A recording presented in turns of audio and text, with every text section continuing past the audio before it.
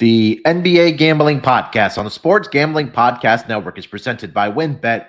WynnBET is now live in Arizona, Colorado, Indiana, Louisiana, Michigan, New Jersey, New York, Tennessee, and Virginia. From boosted same-game parlays to live in-game odds, what you needed.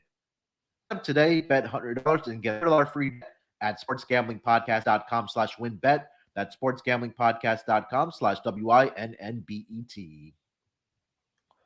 Welcome, everyone, to the NBA Gambling Podcast, part of the Sports Gambling Podcast Network. It is Tuesday, November 15th, currently 11:32 on the East Coast, here to break down the 5-game schedule here in the association tonight. And joining me on this Tuesday episode, first, you guys know him as the man, the voice on the Tennis Gambling Podcast, WNBA Gambling Podcast, the NFL Gambling Podcast, appearances on the Fantasy Football Podcast, and of course here on the NBA Gambling Podcast, the man that does it both on and off the court for SGPN. It's Scott, Studio Reichel. Scott, what's going on, my man? Nothing much. Good to be back. Looking forward to breaking down Tuesday's card. Pretty interesting card. I can't say that anything really, I'd say, wows me from a matchup perspective besides Luka being against the Clippers. So I don't know if you're going to pencil him in for 45 already. We'll see what happens. But either way, should be fun. A lot of interesting games on the card, and let's make some money. Yes, sir. And also joining us, the newest co-host of the NBA Gambling Podcast. He's warming up on those player prop guys. You need to follow him on Twitter. It's my man, Delonte Smith. Delonte, what's going on, buddy? What's up, man? Thanks for having me back. Just looking forward to another profitable. Well, I haven't been profitable since I've been on the show. 0-4. So might want to fade me if with some of these picks, but looking to get back on track right now. So I can tell you right now that this season, I know that Munaf, Terrell, and I all started off a bit cold there with the locks, and then we kind of heated up after a couple of days. So it happens, but I'm sure you'll bounce back. Yeah, man, it's crazy. It's just the Warriors. They got me back. Both of my locks was on the Warriors. Back-to-back days. Of course, they don't cover the first quarter. They end up covering the game. Minnesota lays a dud. The next game, they come out. They beat a good team. I forgot. They beat Cleveland because Garland dropped 50. Gave me 55. Yeah, change, so I mean, it's just a day too early. That's all. But player props been pretty good though in those articles. So yeah, I mean, look, it's a very, very long season, guys. So nothing to sweat. But hey, that's gambling in any sport, whether it's NFL, it's college, it's hockey, whatever the case might be. You have your ups and downs. So, and that's why we're here. We're here to talk it through, maybe sway us to one side or the other if we're kind of on the fence about stuff. But yeah, let's make some money today, guys. And we'll bounce back today for sure. Like I mentioned, 5 games on the schedule here tonight. We could start maybe some few things that you guys may have seen yesterday that maybe stuck out to you. Scott, let me start with you. Anything that kind of stuck out to you yesterday as far as the action on Monday night? My main takeaways are just the bad teams keep losing. No offense to your team, but Houston continues to, well, to be honest, underachieve, even though their expectations weren't high to begin with. The Pistons, I know Cunningham's out, but still they managed to lose again. Is it just a race between the two of them to see who could have the worst record? Because it seems like some of the other teams that were supposed to be tanking, like the Jazz, for example, or even in not such an extreme case, the Thunder, who lost competitively because Shea is so damn good at basketball.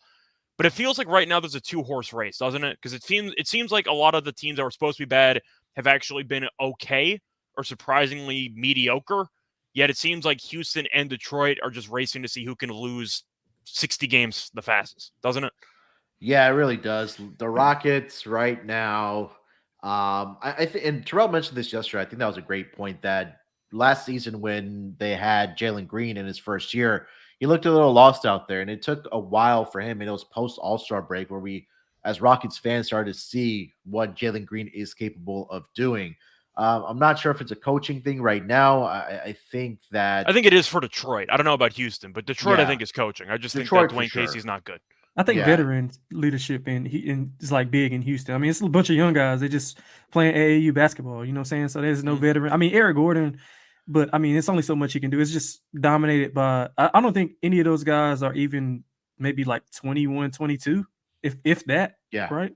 Yeah, Jalen Green's young. Jabari's young. Kevin Porter Jr. is young. Right. So those are kind of the Şengün. Yeah, those 4 guys are really the corner stones of what this team wants to do going into the future. But Yeah, nothing really stood out to me, guys. I think that Warriors came out and took care of business yesterday against a porous um, San Antonio Spurs team. That game opens up a decent conversation. I'm just not sure if we're ready to have it or not. But I'll let you finish your point. Uh, yeah, no. The only other thing was I think OKC Thunder, um, they're a scoring machine, man. I think there was last 3 games, something like they put up 120 or 4 straight games they put up 120 plus points. I don't know what They're that Knicks game competitive. was on Sunday. I don't know Yeah, what the hell that was. they can't Yeah, put people away. Weren't they up? 15 on Thunder. Boston? They fell Yeah, they apart in were. the fourth quarter. I Yeah, I mean, thought they were up whatever. But big. Yeah. I just remember that game there was 280 in the Knicks game in regulation. I'm like, Yeah. what is happening right now? You have 80 something points, but do we want to have the Warriors conversation or no? Uh, If you know where I'm going, you I know might where know you're where I'm going going. with You might not. Clay. But I I think think it's you're. worth having a conversation. Go ahead. Are we sure Clay should be starting instead of Jordan Poole? Man, I'm just going to ask. Jordan Poole is. I know it's think, one game. It's a one game sample size. I get it. But Munaf knows I've been ranting about Clay for a while now about how since he came back from last year, he really has not been very good. He's had a couple of moments here and there for big games, even in the playoffs, but for the most part, he's shooting basically like 34%. Like he's been really, really bad. And I know San Antonio isn't a good team, but they've been surprisingly okay this season. And Poole went nuts. Once again, one game sample size. I just feel like it's a little bit weird that everybody seems just content with letting Clay figure it out with the starting lineup, playing him 30 something minutes a game when he clearly doesn't have it. And I'm kind of wondering, I know Poole wasn't great to start the year either. Do you think the Warriors are a better team when Jordan Poole is on the court as opposed to Klay Thompson? Because I do. I don't think so right now because this was like the first game this season where Jordan Poole has looked like Jordan Poole of what we saw last year. Just going crazy. I mean, look, outside of last night, he hadn't shot the ball very well, at least in the month of November so far. And maybe teams are figuring out what he's doing. Maybe it's the whole palming / traveling thing that they've kind of cracked down on him. Maybe he's kind of second guessing himself. But like you said last night, it was against one of the teams that is not very good defensively or is not going to be very good defensively this season. And I think the whole Klay Thompson thing for me is that when you do come back from those two type of injuries, I don't think you're ever going to be the same player ever again. So maybe that Steve Kerr needs to decrease his minutes to maybe only 25 to 30 a night and That's kind have of my Jordan main play. point. Jordan Poole play It's just more about minutes. the reduction of playing time because Sure. you're Yeah. voluntarily giving him 30 something minutes a game. And I know Golden State's efficiency numbers with the starting lineup are really, really good. So I don't know how much Clay contributes to that. Now, of course, the Yeah. spacing will always be there because he can shoot or he has the reputation of being a great shooter because of the past. But once again, he's playing 30 plus minutes and he's shooting roughly like 34%. Like he's been awful. And yet he just gets a bunch of minutes. And I feel like Yeah. if you're going to be experimenting and trying to see what works, and the bench has been brutal for this team, and I know they barely play Wiseman. He's being demoted. You're barely playing Kuminga anymore. I am wondering if it's time to potentially shake some things up, maybe on the road, because you can't win a road game to save your lives. Just throwing it out there. Yeah, I mean, I think Sure. it's more regular season than. I mean, of course, Clay adds that dimension defensively that Jordan Poole just can't do, and that's more.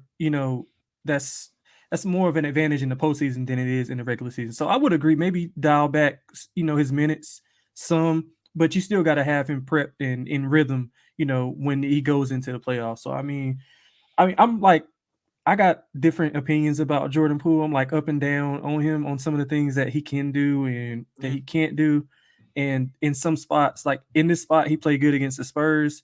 But I think when he kind of steps up in competition and he plays, a competent team, he's not as good as he usually is. I mean, but that's just something that I noticed. It's a small sample size. I mean, he only had 1 year and then, a couple of games this year. But I think in the long run, he will, take over Clay's spot, so to speak. But right now, I think that Clay's still slightly better option in the playoffs. But you got a point with, regular season, I think. Yeah, for the playoffs, I agree. I think that Clay is going to be the starter in the playoffs, and he should be. My point is right now, at least let Clay figure it out. maybe run more plays for him on the bench unit because they're going to need I to agree. rely on him more. I just think you have to build up his confidence slowly, and just throwing him into the fire game in, game out, and letting him just really shoot terribly from the floor, I don't think it's helping anybody at this point. That's kind of my main point. Yeah, I can agree to that. I can agree to that. Yeah. I think scaling back his minutes might be right now a better solution for the Golden State Warriors with Klay Thompson. But Delonte, any other takeaways from last night before we get into the Tuesday games? I know that Charlotte is like horrible. I know when me and you talked originally, I told you I was like down on them, gonna take that under. Yeah. But with Melo back, they look better. I mean, I know it's the Magic, of course, but even in his previous game, I mean, he just makes them a totally different team as far as from a competitive standpoint, not just Sure. winning games, but just Yeah. as far as being competitive and getting people in their spots. Like you can tell how much comfortable that Rozier was, that Oubre was, that Plum. You can tell how much comfortable they were knowing that they got a floor general, somebody that can put them in a position where they wouldn't have to create for themselves.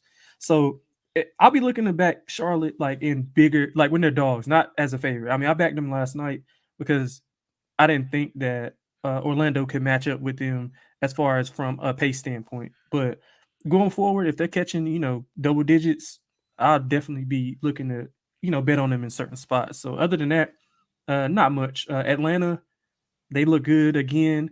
Murray and Trey just like on another level right now. DeJounte really bringing defensive mindset to that backcourt. I mean, Trey still is not a defensive player by any means, but he has looked a lot better with DeJounte back there. I mean, maybe it's him playing freer and being able to DeJounte being able to cover up for some of his mistakes. But yeah, the Hawks, they look really good. Quickly, my takeaway from Atlanta was just Capella. They're finally giving him more minutes, and they're so much better when he's on the court. And the fact that he's had at least 30 minutes in each of the last 2 games, I think is kind of a testament to that. No offense to Okongwu. I think he's pretty good, but I do think this team is the best when Capella is the starting 5. There was a point like in the second half of the year last year where his minutes for whatever reason, and they just didn't look as good as we would have anticipated. So, and we know Capella's a rebounding machine. I think that he should be getting a minimum of 30 minutes every single night, obviously depending on matchups as well. But I think that defensively and rebounding wise and ring protection and the lob threat, I think Capella is that answer right now for the Atlanta Hawks, especially the interior, because we know John Collins likes to hang around the 3-point line, and he does get lob threats, but you need that interior presence with a guy like Clint Capella. All right, guys, let's get into the schedule here for the Tuesday night games here in the association. First game on the board, it's going to be on TNT. It's going to be the Memphis Grizzlies against the New Orleans Pelicans. And this line opened up at -2 for the New Orleans Pelicans. That line has now been bet up to -3.5 over on WinBet. Total opened up at 230. That number has been bet down to 229. Looking at the injury report, we did see that Jaren Jackson Jr. should be making his return and his season debut for the Memphis Grizzlies tonight. First time he has been questionable all season. Desmond Bane is doubtful tonight for the Memphis Grizzlies. He's dealing with the right toe soreness. And Zaire Williams continues to be out, as well as Danny Green for the Memphis Grizzlies. For the New Orleans Pelicans, pretty clean injury report other than a questionable tag for Zion Williamson tonight. He has a right ankle / foot sprain. So definitely to keep an eye out for Zion as we kind of progress through the day here and they update the injury reports. But Delonte, let me start with you on this game. The Pelicans are a 3.5-point favorite here against the Memphis Grizzlies. What are you thinking about this game? Man, I love the Pelicans in the spot. I honestly was hoping that I seen that Zion was on the injury report last night. I bet them over the night, and I thought that if Zion wouldn't play, I probably would get a better number. But I see everybody else is on the same page, so I got bet up. But New Orleans, I think they match up well with Memphis, especially with Bane being out. So that's less of a 3-point shooter that Memphis has, and defensively, like New Orleans is not like a top 5 unit, but they have some top 5 moments. Metrically, defensively, they rank 29th in as far as defending a 3. So Memphis doesn't really shoot the three that well. I mean, they got percentage numbers, but they don't really shoot it well, especially without Bane. So they won't be able to, really spread the floor like they want to. From a matchup perspective, I mean, Ja, he's a matchup nightmare for anybody. So he's going to do what he does. Not really worrying about Jaren Jackson too much right now because he's coming off that injury. He's going to be, he might be on a minutes restriction. I haven't read anything about it, but I'm sure he's not going to be a full go to play 25, 30 minutes. So that just opens up the door for Zion to dominate in the paint if he plays, Valanciunas to do his thing, pencil in Ingram for 2025. Memphis 1-6-1 ATS on the road. They haven't been covering at all, even at home. So I've been fading them as we go. As the season has progressed. I'll probably continue to do so in this. And as far as the total, Memphis under cash 7 of the last 10 games. So that's something to look at in this matchup, especially without Baines. I don't see how they score over maybe like 105, 106, something like that. Yeah, look, both these teams, you mentioned it there, that they're not great three-point shooting teams, or they don't get up the volume, right? As far as attempts goes, New Orleans ranks number 24 as far as attempts, Memphis number 26. They do shoot it at a high percentage. Memphis is number 8th as far as three-point shooting percentage, but bulk of their points for both of these teams actually comes from inside the paint. New Orleans number 3 in points scored inside the paint, and the Memphis Grizzlies ranked number 5 in the association at 55.3, which ranks number 5. So, and both of these teams are below league average in defending the paint. So I think we'll see a more emphasis on in points getting scored inside the paint, like you mentioned there, Delonte, especially if Zion is able to go tonight. I think that he should have some success inside against this Memphis Grizzlies front court. But thoughts on this game? New Orleans as a 3.5-point favorite. For me, it's pretty difficult because I don't know if Zion's going to play or not. I'm kind of looking at a player prop. I got to like Ja over. If Bane's not going to play, and if Bane's taking 15 to 20 shots a game, that's a lot of extra shots that are now up for grabs. And I know that most of Memphis' supporting cast isn't exactly great at, let's just say, creating their own shots. Now, it could be a bit dangerous because Dillon Brooks might go hero ball and take 20 shots and they'll automatically lose the game, which is not a fun time. But I'm assuming Morant should be able to do well here. Valanciunas might get into foul trouble early, but Ja, we know, is fearless. He'll go at Valanciunas. He won't be afraid of him. But I do think if you're looking at this overall matchup, I kind of have to lean to New Orleans. They're at home. They have a pretty good home court advantage. I'm not sure if Zion plays, but at least they have several scoring options with McCollum, with Ingram, with Valanciunas. I do think they have a couple of backup options. I'm not sure Memphis really has that. You're going through the supporting cast, and without Bane, who's playing like an all-star, you're really looking at Dillon Brooks as the guy who kind of needs to step up. And it's well documented that it's a bit of a slippery slope when he has to take that many extra shots.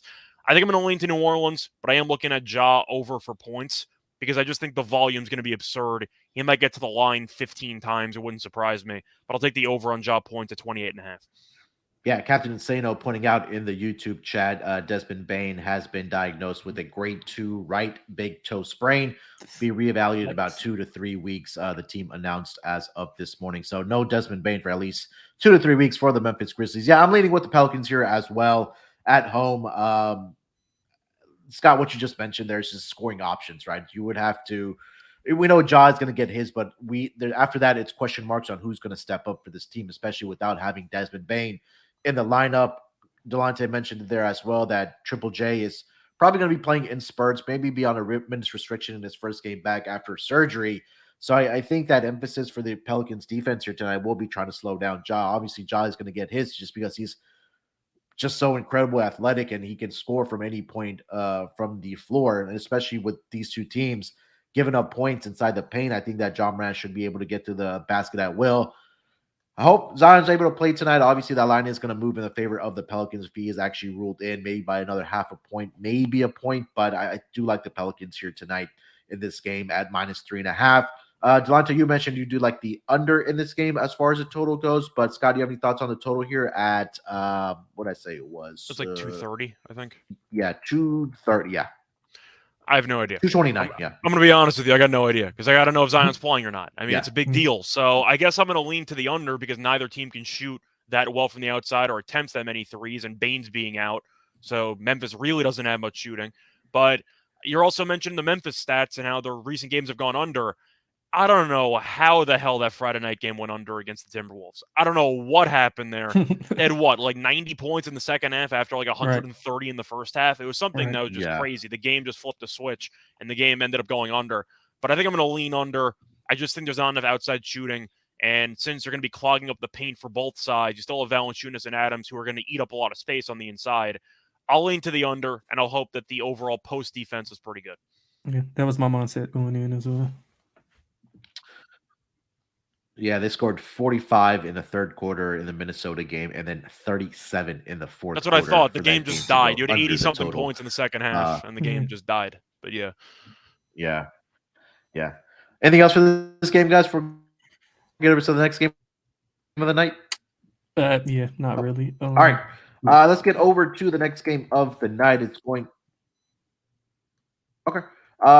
game of the night is going to be the Los Angeles Clippers headed to Dallas on a back-to-back here, taking on the Luka-led Dallas Mavericks. Looking at the line for this game, the Dallas Mavericks opened up as a 7-point favorite at home. That number has stayed the course at -7. Total opened up at 211.5. That number has been bet up to half a point, up to 212. Looking at the injury report for both of these teams, Clippers have not yet one submitted because they did play last night in Houston against the Rockets, where they did get the victory there. For the Dallas Mavericks, pretty clean injury report here. We know about Davis Bertans being out for a significant amount of time, but everybody else is a go for this Dallas Mavericks team. Like I mentioned, Clippers coming off of that back-to-back or on a back-to-back here tonight. And so far this season, they've been in that situation already 3 times this season. Obviously, I think should be playing tonight since he sat out in Houston on Monday night. But the LA Clippers so far this season are 1-2 against the spread in back-to-back situations, and I believe the total is also I believe it's 1-1 in those games. I'll look that up. But let's start with the side here. Scott, let me lead off with you. -7 here for the Dallas Mavericks hosting the LA Clippers. So it's a back-to-back. I know it's not a great spot. Dallas also has not played since the 12th, so they had a couple of days off, and Luka had that ridiculous 40-plus point triple-double, and they ended up beating Portland by 5. I'm going to take the points here. I just don't trust Dallas enough. And I get the argument of rest advantage, but these teams hate each other. They kill each other every time they play. And once again, Portland's a pretty good team. But Luka needed a 40-point triple-double for them to win by 5. I just feel like if the Clippers are going to send a lot of length at Luka, which they're going to try to do, they might just let him score and try to take away the assists and try to just take their chances there. But the Clippers are so used to playing against Luka that I just think they'll be able to make it difficult for him. A classic case of not fully stopping, but maybe containing. I'm just going to take the Clippers. These games are always wars, and I feel like it's going to be a bit of a rock fight since the total's too low. Dallas is good at home. I acknowledge it. The Clippers are good on the road, though. And you said it's a back-to-back. They were in Houston. They also blew out the Rockets. They didn't exactly have to use all their starters for a large amount of minutes. I'm going to take the points. I just don't trust Dallas enough because besides Luka, they really don't have any other shot creators on the entire team besides Dinwiddie a bit. So I'll take the Clippers. I think they'll keep this game close.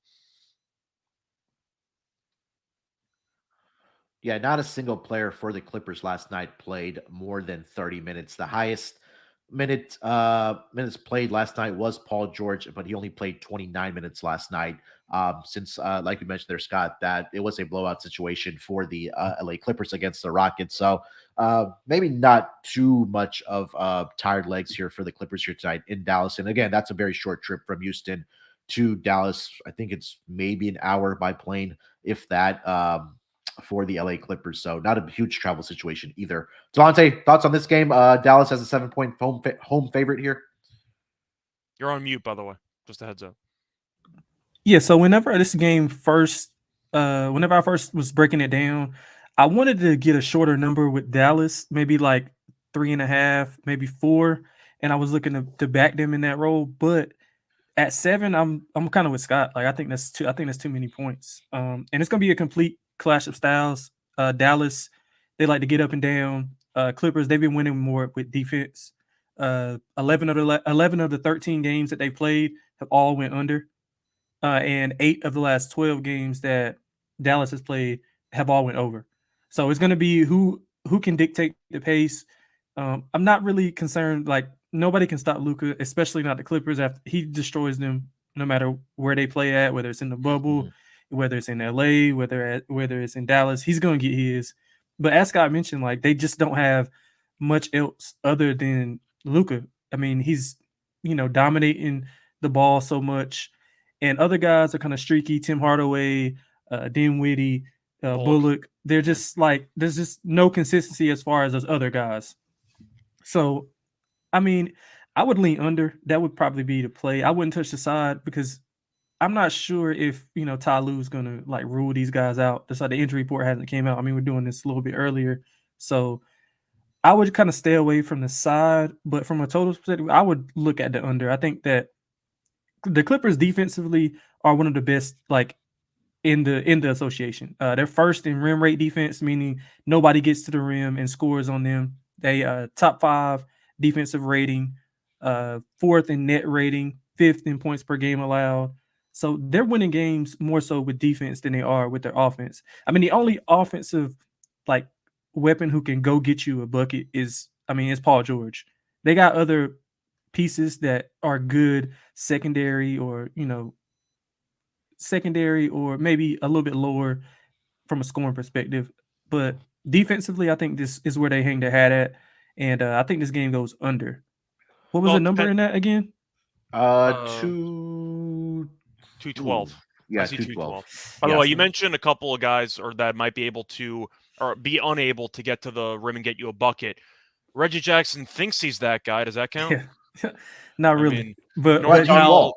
I mean, that's what I'm saying. Well, Wall might not play. I like Wall. It's just that, like we were talking about with Clay, like those injuries are just like, you just don't bounce back after not playing for, 2.5 years. And I know he was able to play. Houston didn't want him to play for whatever reason. That's the Ben Simmons situation. Yeah. So still, it's just, if you haven't played like contact, full speed basketball in 2.5 years, it's always going to affect you. Even though he's looked pretty good though, but he's just he's still not his normal self. Drew mentioned it though. I do like the under in this game. I do like the Clippers team total under. For the pace alone, Dallas is dead last, and it's really not even close. They're dead last by over a full. I don't even by a full number, a full like. I don't exactly know how they quantify the actual possession. I guess we can say. I guess that's possessions. Its pace is 48 possessions points per 48 points per 48 possessions. Yeah. Okay. Either way, Dallas is last, and the Clippers are 20th. So I'm expecting a really slow game, very physical. I like the under as well. I think at least one of these teams does not get to 100. I agree. Yeah, at 7, I think I was kind of shocked to see it at 7, even though Clippers were on the back-to-back. But like we talked about, a lot of the guys didn't play heavy minutes. Actually, nobody played more than 30 minutes last night, like I mentioned, against the Rockets. So I expect to see Paul George out there. I think just right now the Clippers, on paper, are definitely the deeper team. Outside of Luke, I know you have Christian Wood. Spencer Dinwiddie has been playing well as well, but I think that's really it, honestly. Yeah, it's really it. It's just those two guys. But for the Clippers, let's say John Wall even doesn't play tonight. You still have, guys that can knock down the 3-point shot for the Clippers. Reggie Jackson, Marcus Morris, those guys can knock down shots for you. Luke Kennard, another guy, Norman Powell coming off the bench, so they have a lot of options for the LA Clippers coming off of that bench here. So I'm going to take the +7 here tonight with the LA Clippers. Agree about the under in this game as well, under 212.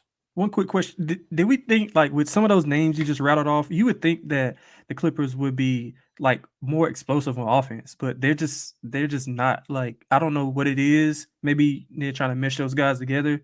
They're 30th in offensive rating. Like, half the guys can't shoot. You look at the numbers for Reggie Jackson especially, he's been terrible.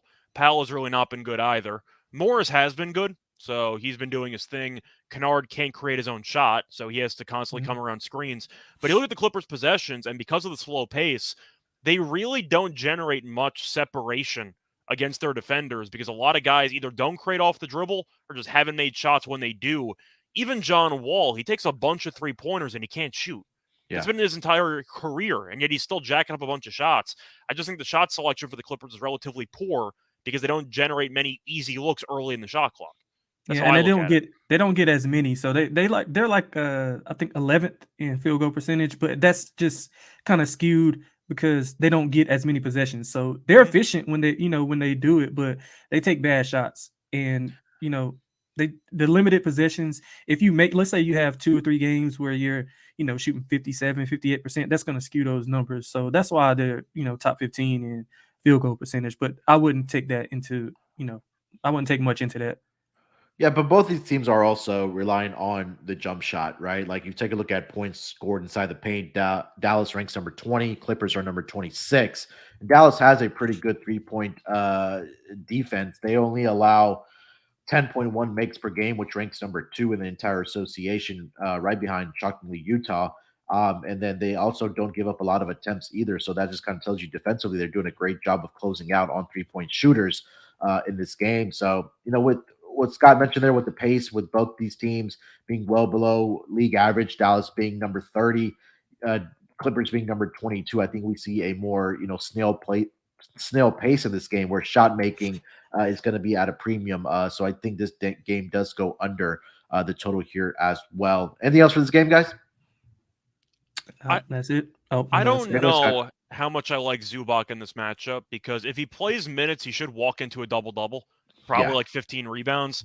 But since Dallas spaces the floor and they use Bertan sometimes at the center, are we just expecting the Clippers to say screw it and they're just going to dominate on the glass and they'll just trade the three-pointers for the rebounding? Because I kind of have to like Zubac in this matchup if he's going to get a lot of minutes. It's kind of like the Capella situation or Valanciunas on the Pelicans. If he gets enough minutes, he's going to walk into like 15 rebounds in this matchup.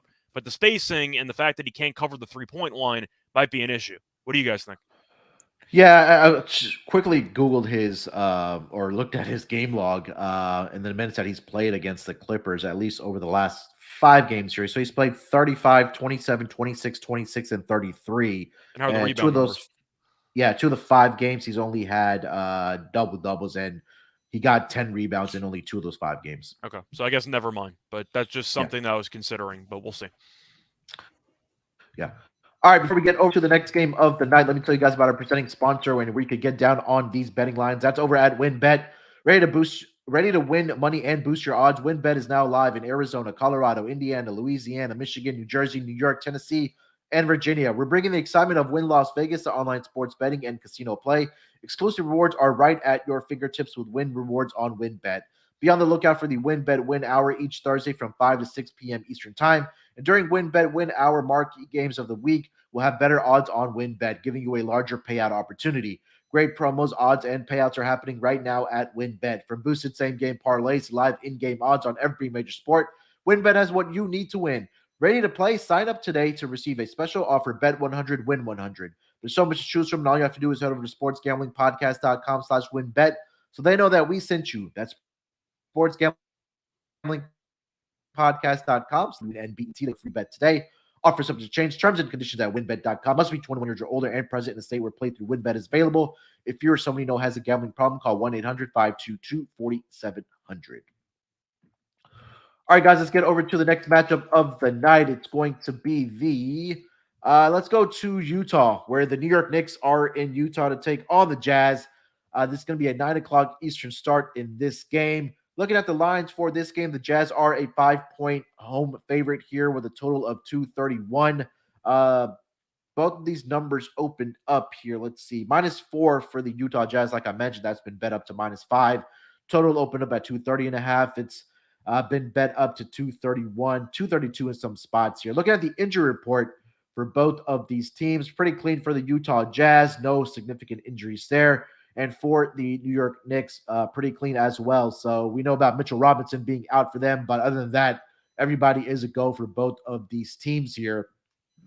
Delonte, let me start with you on this game. The Utah Jazz, probably, if not, they are the biggest surprise team so far this season, sitting with a record of 10-5 this season, number 3 in the Western Conference. They are a 5-point favorite at home against the New York Knicks here. What are you thinking about this game? Man, I'm gonna be honest with you. I lost a lot of money betting against Utah this year. A lot of money. They're 10-4-1 ATS. I think I probably bet out of those 10 wins, they probably got me like 7 times. And it's not even.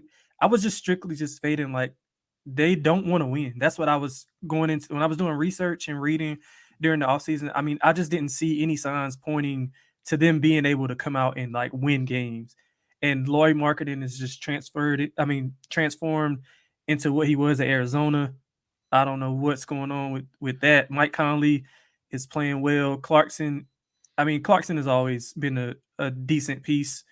Like he's playing well. They're just I don't know what they have going on but I'm sure Ainge is not happy with it because they're winning. But Yeah. the fans are. But as they've in that 10-4-1 run, they haven't been a favorite, but 3 times, and they're 1-2-1, or they're 4 times. I'm sorry, they're 1-2-1 ATS as a favorite. So, I mean, the Knicks. I don't want any part of the Knicks either. So I guess the main thing that I can take away from this is I'll just stay away from it. If I had to like a force play, I bet Utah. I mean, and maybe the over. Utah is going to get up and down. They're going to score. New York is 25th in points per game allowed. It's not a typical Tom Thibodeau defense. They don't stop anybody. So it'll be interesting to see matchup wise how they match up with some of these wings from Utah, like Marketing. I think maybe Barrett will be on him. So that'll be interesting matchup to see how he does on him. Randall, I think Randall should have a decent game because Mitchell's being out. Him and Hartenstein, I think that's his name, Hartenstein. I don't want to say his name. I don't want to say his name wrong, but yeah, they should dominate the boards. Defensively, rebounding wise, Utah 30th in defensive rebounds, and New York is top 10 in offensive rebounds. So that should be some, room for Julius Randle and Hartenstein to dominate the boards. But as far as the side and total, I'll just pass altogether. Yeah, Utah so far this season as a favorite are 1-3 against the spread, but at home so far this year they are 4-1 against the spread.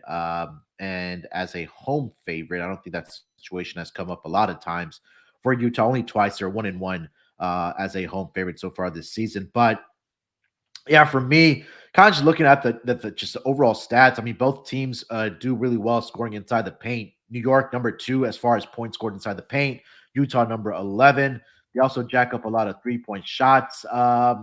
Do both of these teams, and New York doesn't have a very good 3-point defending defense. They allow, let's see here, 35.5% from the 3-point line, which ranks about league average, but they do give up 14.1 makes per game, which ranks number 29 out of the 30 teams in the association.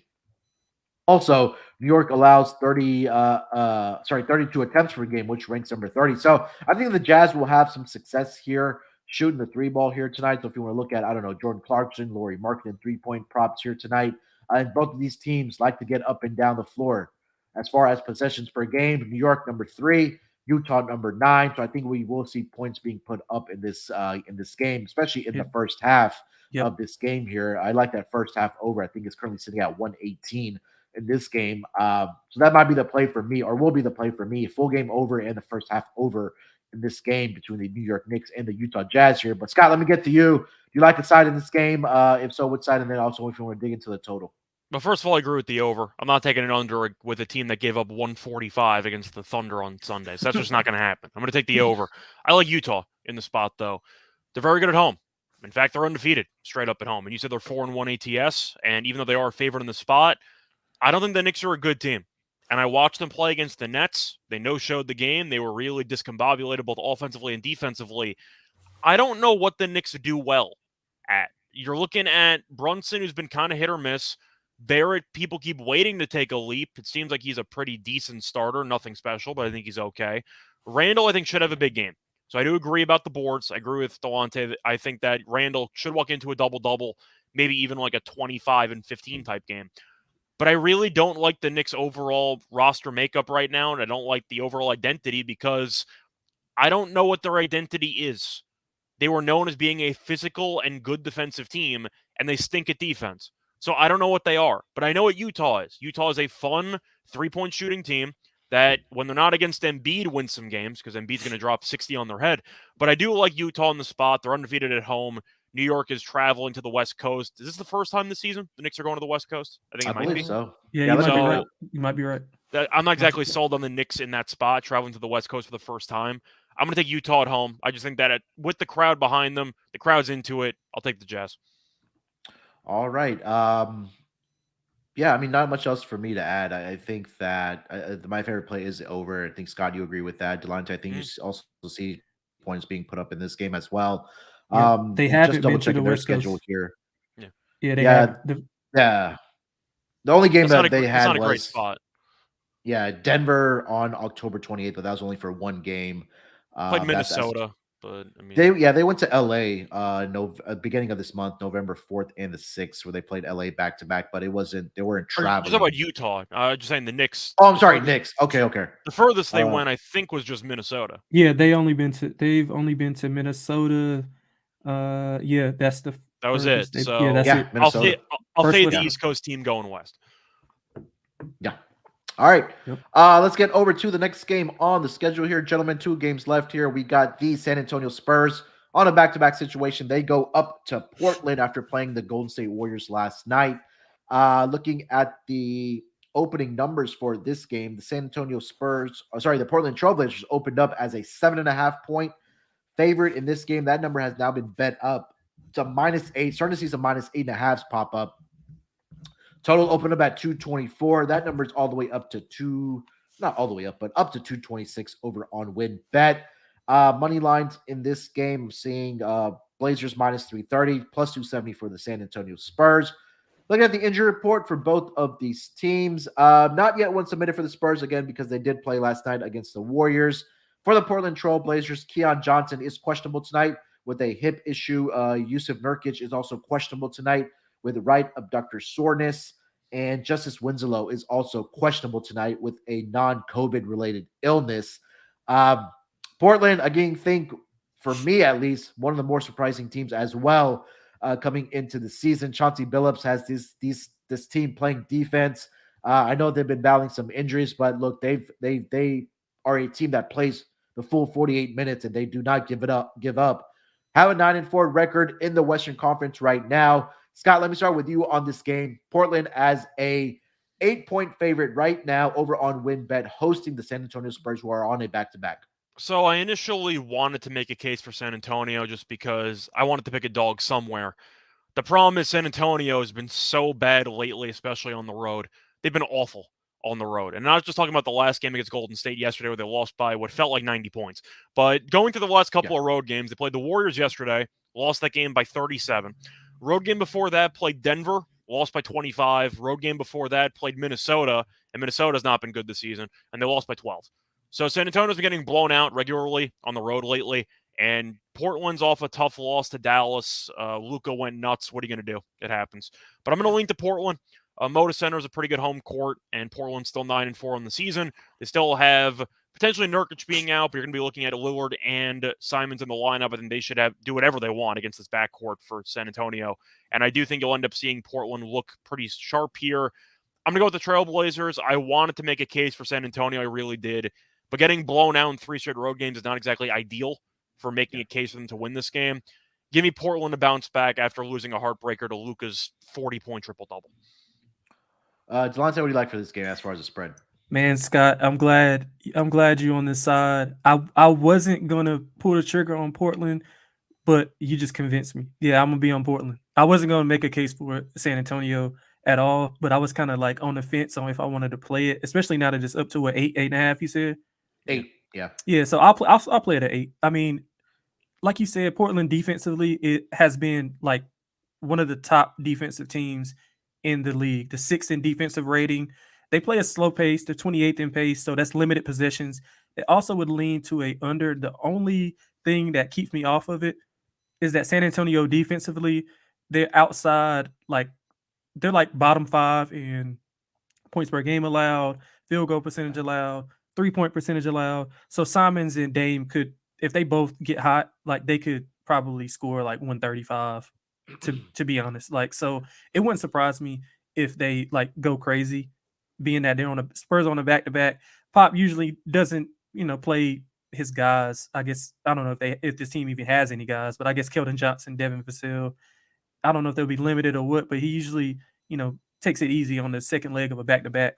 So that'd be the only thing that keeps me away from the under, but definitely will be on Portland 11-2-1 ATS 4-1 at home. They also haven't like in that 13 game span. They have played some pretty good teams. They got their top 5 or top 6 in strength of schedule. So they're not just beating up on bad teams. They're beating pretty good teams. And coming off that loss, I think that they hold San Antonio to under 100 points. So I would look at San Antonio team total under and lay to 8 with Portland. And San Antonio's also played good teams, but they have lost 6 of 7. So Yeah. Yep. I know it's a good story when the team that's supposed to tank suddenly plays well to start the season. I am curious when the team loses 6 of 7, does that affect them mentally? You lose by 37 points yesterday. Now you're traveling to Portland. I kind of wonder if that's going to snowball because they weren't supposed to win many games this year.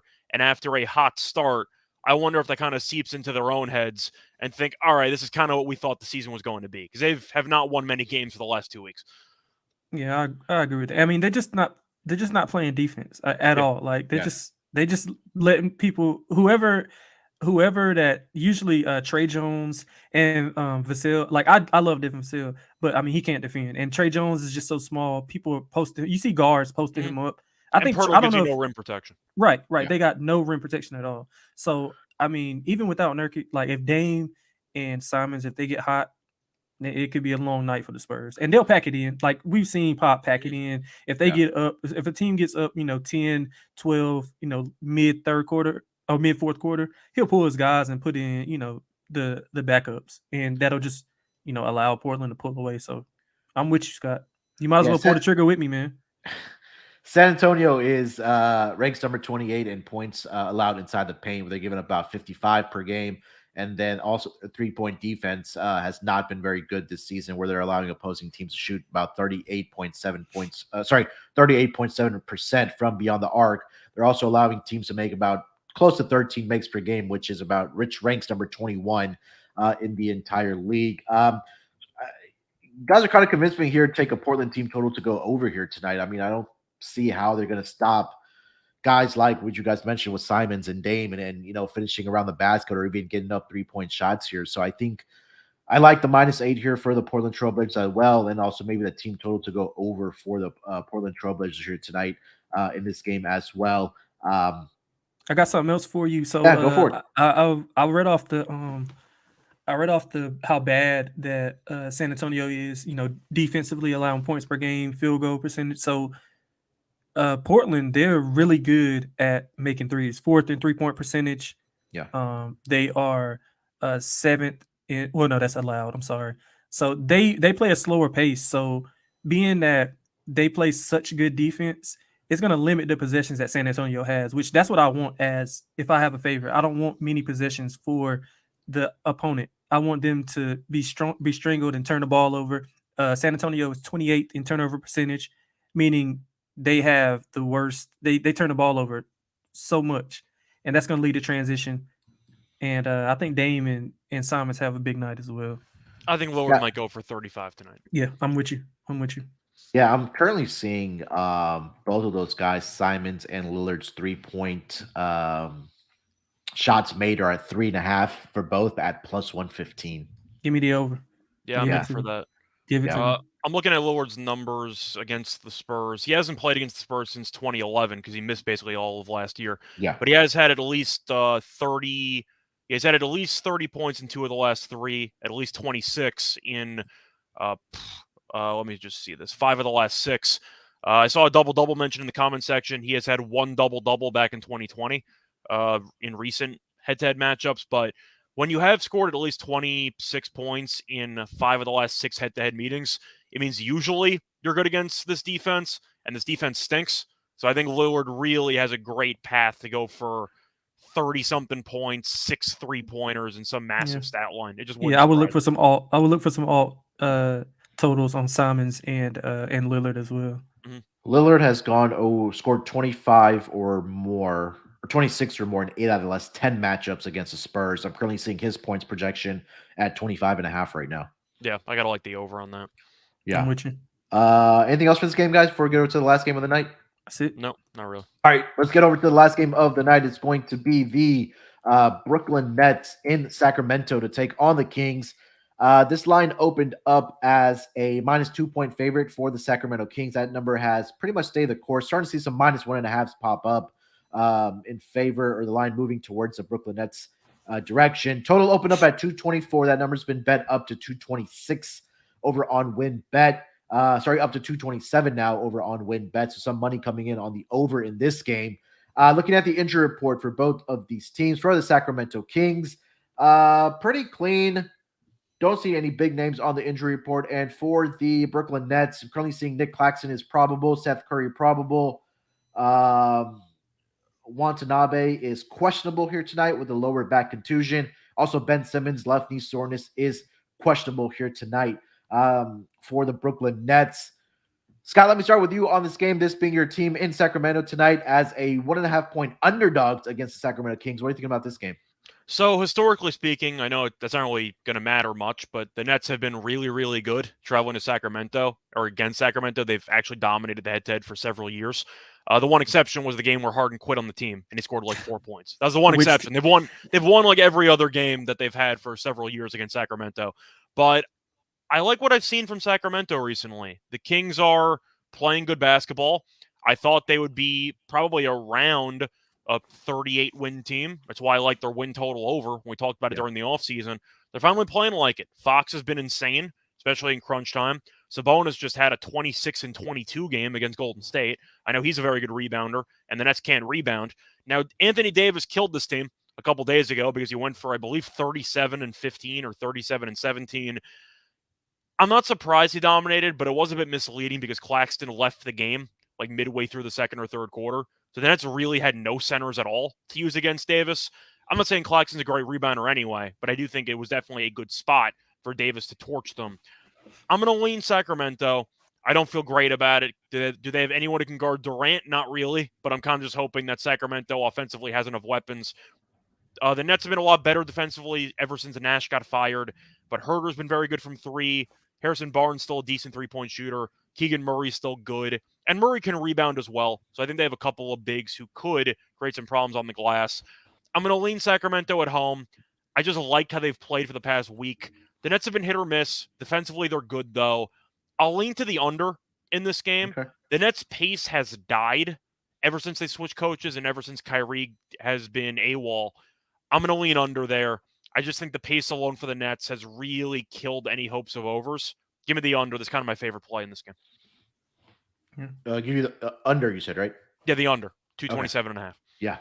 Brooklyn right now, yeah, you're right. Number 26 as far as pace goes, or possessions per game so far this season. Sacramento, number 13. Not what we're really expecting from the Sacramento Kings team, what we kind of seen in the past, where they've kind of been top 5 in pace, but they've also slowed it down with Mike Brown out as the head coach. So, and you're right, defensively, Brooklyn are the best team defending the paint, where they only allowed 42.9 points per game inside the paint.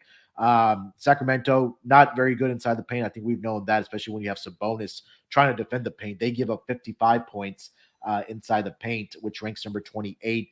Brooklyn only scores about 27 points inside the paint, but I think that Kevin Durant should get to the basket at will and get some easy baskets here tonight. Both of these teams, as far as 3-point percentage allowed, do rank in the bottoms at 27 and 28. But I think the pace alone, and the numbers may be skewed a little bit just because what you mentioned there, Scott, that the defensive philosophy has changed for this Brooklyn team, where they have been looking a lot better. I know against the Lakers that Anthony Davis was able to get whatever he really wanted just because it was a big mismatch for them. But with having to only deal with Sabonis here tonight, I think we'll see more of a defensive game here between these two squads. But Delonte, let me get your take first on the side and total here. What are you liking about this game? Yeah, I'm with you guys on that under. Without Nash and to a lesser degree without Kyrie, Brooklyn has been playing really well defensively.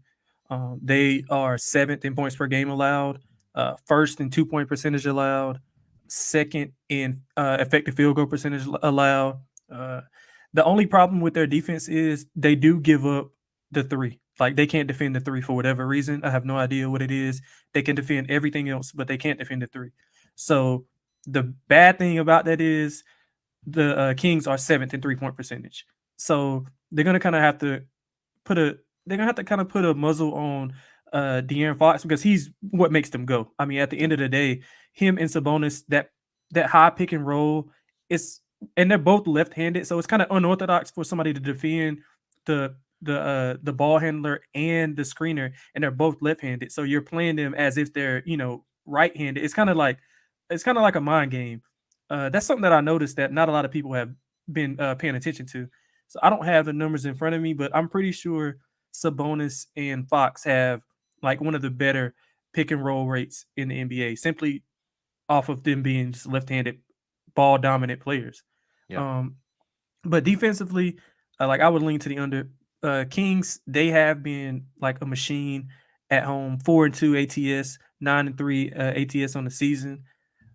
Brooklyn, I mean, they like They're it's kind two of hit or different miss. teams. You Yeah, have like you pre-Nash never and post-Nash. I mean, you yeah, don't like know. so like the numbers are what they are, but I feel like now they're getting into what they are going to be. Now, is Kyrie going to ever come back? I think they don't. I don't know if they even need him to come back. The way they've been playing, I mean, he's dynamic and everything, but I don't think that he meshes well. I'm a big Cam Thomas fan simply because he just doesn't care and he's just going to try to put up as many shots as he wants, and that's why him and Nash clash. But I think that he has what it takes to be a spark off the bench. Come in, give you 10 to 15. The only problem is he's not consistent. He also can't guard anybody. Yeah, So yeah, he can't. But not a lot of people on this Brooklyn team can guard anybody as well. Just So saying that's a big reason why he didn't play much, is because watching him play, he's an absolute sieve defensively. He can't guard anybody. Yeah. So and then that along with the inconsistency, like he's gonna shoot. Like so that's just the thing. Like he's gonna shoot. If you watch a lot of Brooklyn games, you'll see like he takes bad shots. It's just he's young. But Jock Vaughn, I think he'll be able to coach him up and get him to a decent place to be somewhat like what Clarkson was earlier in his career when he was with the Lakers. I thought they share similarities to each other.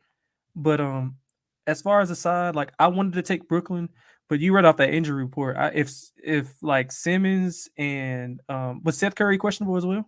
I don't even know what Simmons is worth for the record at this point. Yeah, I got no idea. He's just probably gonna be coming off the bench too.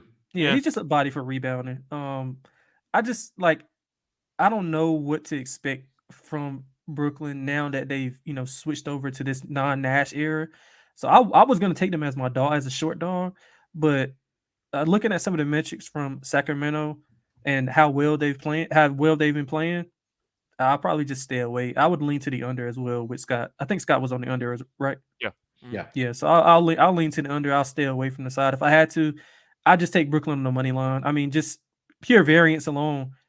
If they're gonna cover out. It's only a short spread, so I think they got a better chance to win the game than cover. So I would just take the plus price on the money line. Yeah, this one it's tricky for me as well. I mean, the line is pretty much almost out of pick 'em here. I 100% agree about the under in this game. I think we'll see more defensive effort from both of these teams. I think the one thing that kind of, as far as player prop, that sticks out to me, if Claxton is able to go, and I think that he is probable here tonight, his double-double is kind of intriguing to me at plus 190. Sacramento, they are overall a pretty good rebounding team, but they do give up around 14.4 rebounds per game to the center position so far this season. So I think that if he's able to go 30-plus minutes here tonight is Nick Claxton. I think that he can get a double-double here tonight at plus 190 for the Brooklyn Nets. Anything else, Scott, you're looking at in this game? Yeah, I was looking at Durant for rebounds. I see over 7.5 is plus 115. I think that's very appealing. If you're going through, you mentioned how you're going to pivot to Claxton. Durant's playing at least like 35 minutes a game minimum with Kyrie being out. So if you want to talk about volume, he should be on the court a lot. Sabonis is a good rebounder. Is he the tallest center in the world? Is he the most athletic? Not really. I think Durant could sky over him for a couple of boards. But you're looking at Durant's recent numbers, and he's been pretty good at rebounding. He has had at least 9 rebounds in 2 of the last 3 games. You also look at his head-to-head against the Kings. He's been really good at rebounding. He's had at least 8 rebounds in 4 of the last 5 meetings in the head-to-head. I just think you're going to see Durant really have to rebound the ball well because Sabonis just had 22 last game, and he crashes the glass. I think Durant rebounds, maybe even a double-double look for Durant. I think that's probably worth a look. Yeah. Okay. Delonte, anything else for this game, bud? What was that, Scott? I for was going to say Durant. the double for Durant is plus 215. I don't mind that. Yeah, I don't mind. Yeah. I don't mind It's that a lot at of all. minutes. Yeah, I don't mind that at all. Yeah, I don't have anything else. I just was gonna tell you guys. I got to skate, but I'll send you my lock and dog in the chat. Yeah, go and send me a chat, and I'll You shout can them out just say it as we now if kind of you wrap want. it up here. Oh yeah, well I'm we're going about with to, we're about to get to lock and dog. Yeah, yeah, I'm going Go with the Pelicans as a lock, 3.5. If Okay. Zion gets ruled in, I think it goes to 4.5. So you have some good value Yeah. on that. We went over the game, so people can circle back for the analysis on that. As far as the dog, I would go with Brooklyn. Just shit. I mean, I don't like any other dog on the card. I mean, maybe the Clippers, but if You can do a Dallas is, player prop. yeah, I've yeah. cheated the entire year doing player props. Munaf knows. Yeah, yeah. I'll stick with Brooklyn. I'll stick with Brooklyn. All right. I'll take them small dog. Durant has the potential to go absolutely berserk against that Kings front line. So I'll go with the lock for New Orleans and the dog, small dogs plus price. What is that, like plus 115, 120? Oh, okay. Yeah, that's fine. I think they'll be competitive. Durant, if it's close, Durant he'll get to him. They're playing well defensively. The Kings, although they shoot the ball really well, what they do extremely well is get to the rim. They're first in rim percentage, which is the percentage of baskets you make between 3 to 5 feet. But the counter to that is Brooklyn is fifth in rim rate defense. So there's going to be a clash of different styles on that. So I think even if Claxton is out, I think Sharp will be good. So maybe look at some of his props if Claxton is ruled out. So that'll be my lock and dog. So hopefully I can get off the snide, man, and get into the winning percentage. We'll see. Sounds good, man. All right, I'll let you get out of here, bud. right, but man. I'll shout See out your lock and dog again at the end of the show. Thanks, man. Thank you, man. Good show. Appreciate you guys. All right, See see ya. you. All right, before we actually get into our lock and dog here, let me tell you guys about the newly relaunched SGPN merch store. Look, it's that holiday season, and we try to get our holiday shopping done early, and why not do it over at the SGPN merch store? The SGPN gear is the perfect stocking stuffer for the DGen in your life, whether it's a family member, a friend, a coworker, they're DGens like us. The SGPN merch store, it's a great place to really find some great gear for that person in your life. And look, they have this really nice Christmas sweater that we just put out over on the SGPN merch store. So I know a lot of you guys will have those holiday parties. That's with friends, family members, coworkers, whatever the case might be. Go ahead and check it out. It's a really nice black sweater. It says "Let It Ride" on there. Very festive for the holiday season. And if you buy it from now up until Thanksgiving Day, you'll get 10% off of that sweater, or for that matter, anything over on the SGPN merch store. But make sure to use promo code Dallas Sucks for 10% off for the entire order. That's 10% off when you use promo code Dallas Sucks over on the SGPN merch store. And you can find it at store.sportsgamblingpodcast.com. Once again, that's store.sportsgamblingpodcast.com using promo code Dallas Sucks for 10% off. All right, Scott, let's get into our lock and dog for this Tuesday night schedule. 5 games on the board here. I'll let you lead it off here, my man. What do you got for your lock and dog? So starting off with the lock, I was originally going to take Morant over in points, but I decided to pivot. The more we talked about it, the more I kind of have to like it. I'm going to take Lillard over 25.5 points at minus 120. It's just such a good matchup. I really can't resist taking it. Even against Dallas last game, he had 29 and 12. He shot terribly from the floor. He shot 37.5% field goal and 28.6% three, and he still scored 29 points. He was pretty good against Charlotte, ended up having 26 in that one. But overall, we know the volume's going to be there. San Antonio can't exactly guard anybody. I know Trey Jones might not play, so they might be using potentially a backup point guard, which I'm not exactly sold on for San Antonio. But you mentioned the numbers. Defensively, they stink.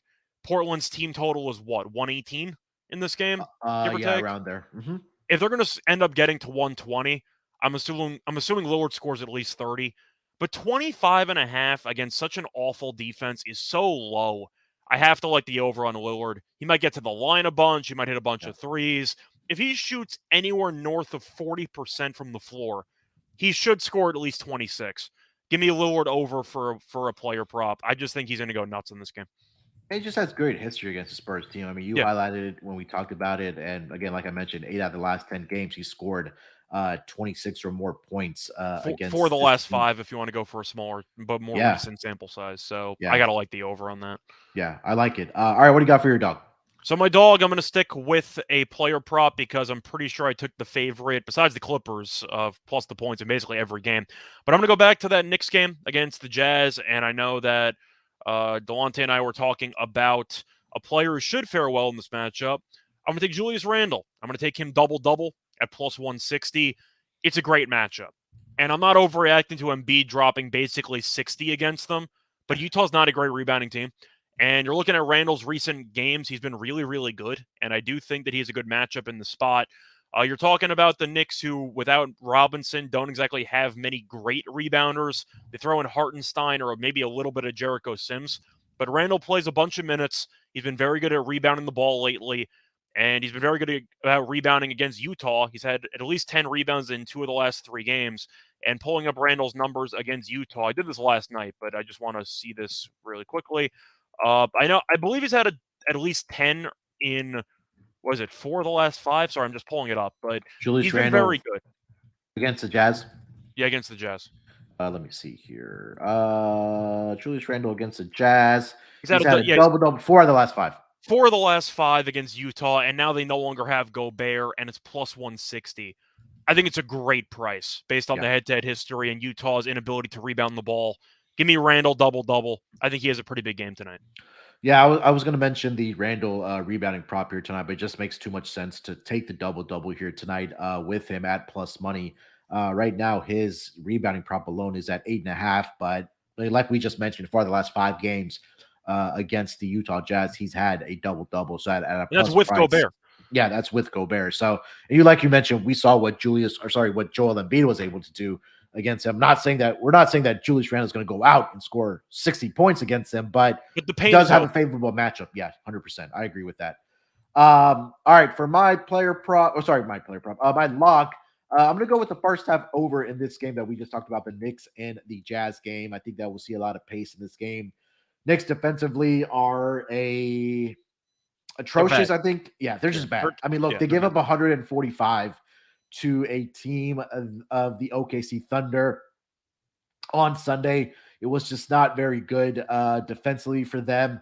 And shout out to Giddey, by the way, triple-double in that game. Shout out to Giddey. Yeah, Josh Giddey, he's the man. But Utah Jazz are a team, especially in that first half, that are, I think, one of the best scoring the basketball as far as points per game. Shockingly, New York is number 1 at 62.6 first half points per game. Utah number 3 at 60.7. So I think this gets well above 120 points here. I'm currently seeing it at 119 over on WinBet. And just to kind of go through the number of first half of what these two teams do defensively. Let's see here. New York allows 60.8, which ranks number 29, just in front of the in front of the Indiana Pacers. Utah a little bit better defensively in the first half, where they give up 55.5, but I just think we'll see a lot of great shot making, a lot of up and down defense. Like we mentioned, the Knicks are not very good. So currently over on WinBet, seeing the first half total at 119.5. So I'll take that over. Far as my dog, I want to take the Clippers here tonight, whether that's in the first half. But again, we don't know who's going to be in or out for this game. For the Clippers, I can't go there, so I got to pivot to a player prop as well. I like Nick Claxton. I think it's a good matchup here for him tonight in this game. So I'll take his double-double here tonight at plus 190.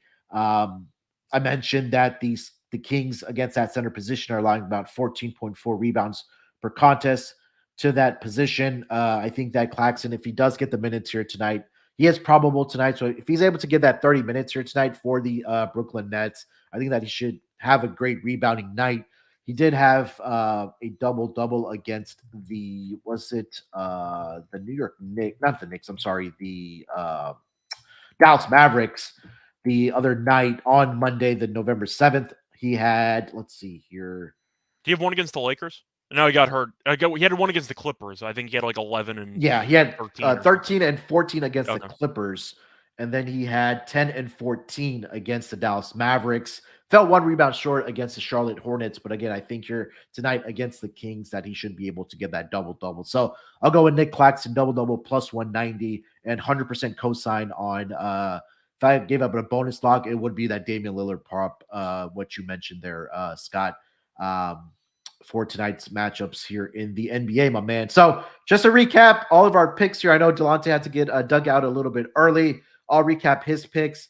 So he's taking the Pelicans minus 3.5 against the God, I forgot who they were playing here tonight. The Memphis Grizzlies. I'm sorry. So Pelicans minus 3.5 as his lock for Delonte, and his dog is going to be the Brooklyn Nets plus 110 versus the Sacramento Kings. For Scott, lock Damian Lillard over 25.5 points against the San Antonio Spurs tonight at home. And Julius Randle, double-double plus 160 as his dog against the Utah Jazz. And then for my lock, Knicks Jazz first half over 119.5. Definitely shop around for that number to get the best one. And then for my dog, I'm going with Nick Claxton for the Brooklyn Nets to get a double-double tonight at plus 190. All right, that's going to do it for this edition of the NBA Gambling Podcast. Scott, anything else you want to get off your chest before we get out of here, my man? Not really. That Durant triple-double staring me in the face at 15-1. I'm potentially intrigued by it. Maybe double-double at plus 210. I might sprinkle on. But either way, I'm looking forward to the NBA slate for tonight. Let's make some money. And I'll be back again for the NFL Gambling Podcast with Terrell later, doing the total show for Week 11. It's already Week 11. Time flies. All right. Either way, you know where to find me. Reichel Radio on Twitter. And I'll see you guys around. Yeah. Make sure to follow Scott on Twitter at Reichel Radio. You can follow me on Twitter at SportsNerd824. Make sure to follow the NBA Gambling Podcast account at SGPNNBA. We'll be back tomorrow in some form or fashion to cover the NBA games for Wednesday in the association. So definitely look out for that. Usual time, it's either around 11 or 11:30 Eastern time. So if you guys want to tune in to the YouTube channel and see our pretty faces or try to get through your work afternoon or early morning, definitely here to help you guys do that. All right. Till then, good luck with your picks. Let's break these books off and let it ride.